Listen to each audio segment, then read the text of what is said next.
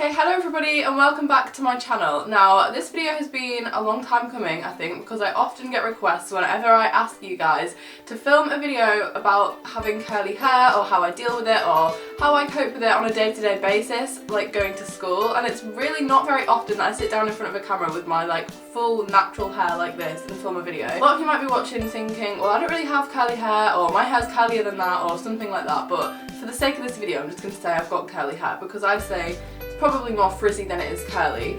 But there are ways that I can deal with it without using excess amounts of heat. Now I am going to use a little bit of heat in this video, but obviously if you're like really against using hair straighteners or hair curlers, then that's like completely up to you. You don't have to do that bit. I just thought I'd give you some ideas about how you could wear your hair to school. I actually do wear my hair like this quite often. Like if you watch my vlogs, you've probably seen it, like how I go to sixth form. So without further ado, I'm just going to get straight into it. I've chosen 5 that I think are easy, quick, and you guys might be able to recreate it at home. If you do, send me a picture on Twitter or Instagram because I'd love to see you trying it. Okay, so the first hairstyle I'm going to attempt is pretty simple, to be honest. I'm going with an updo, ponytail.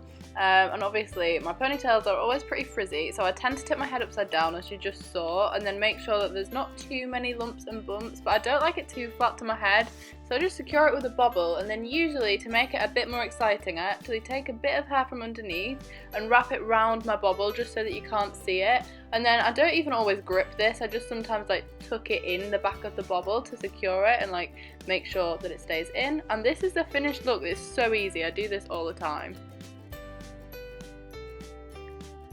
Okay, so my second look is kind of like a half up, half down, but without like putting it on the top of your head. So I actually take the 2 front sections, as you can see here, and pull them to the back of my head.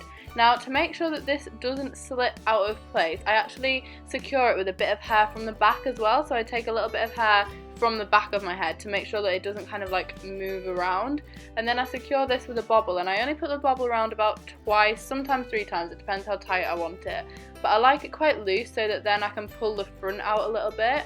Now obviously this is up to you, like how flat you want it, how much you want to pull out, but I then tend to take the curling wand and just put a few curls back through the front, because obviously this is usually the underneath of your hair and now you can like fully see it, so I tend to just put a few more curls through the front. But I don't do anything excessive, just something that's speedy. And then this is the finished look. I really like this one actually. So for my third one, I got a little bit confused about the number 3 here. I do something quite similar. So I take the same section of hair as I did in the last one, so the front 2 sections, but this time I pull it back so that the parting is disappeared. And I just run my hands through this. Sometimes I use a brush, but I tend to find that makes it a bit flat.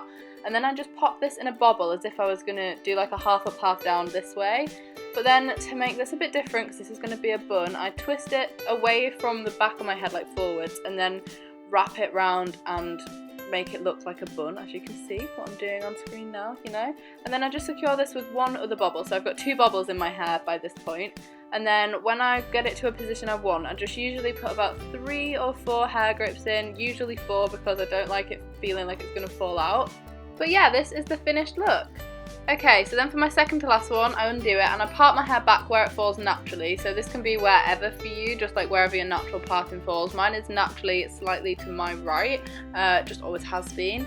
And this is going to be 2 plaits, so I'm going to presume that you know how to braid. If you don't, I've done a video on this ages ago, and I just kind of braid my hair, but twice, and I'm doing this the regular kind of braid, going underneath, and then I'd make sure the other side is the same. I haven't done this in loads of depth, because as you can see it's just 3 strands of hair, and then adding a bit more in, and doing the regular plait, not a Dutch braid.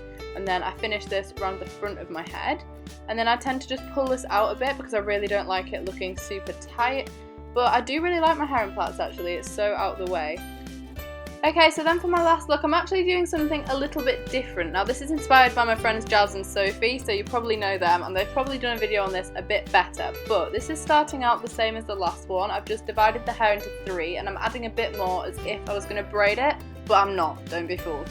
So when I get to about this point here, I actually stop, and the hair that I've got in the braid so far, I just carry on plaiting normally down the side of my head, so I'm not adding any other hair into this, it's just the front bit. Now, Jazz and Sophie make this look really successful doing it on both sides and like leaving it halfway, but I thought I'd do the full plait and pull it round.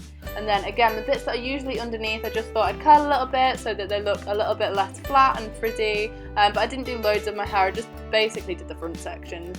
So yeah, this is the final result and I really like it.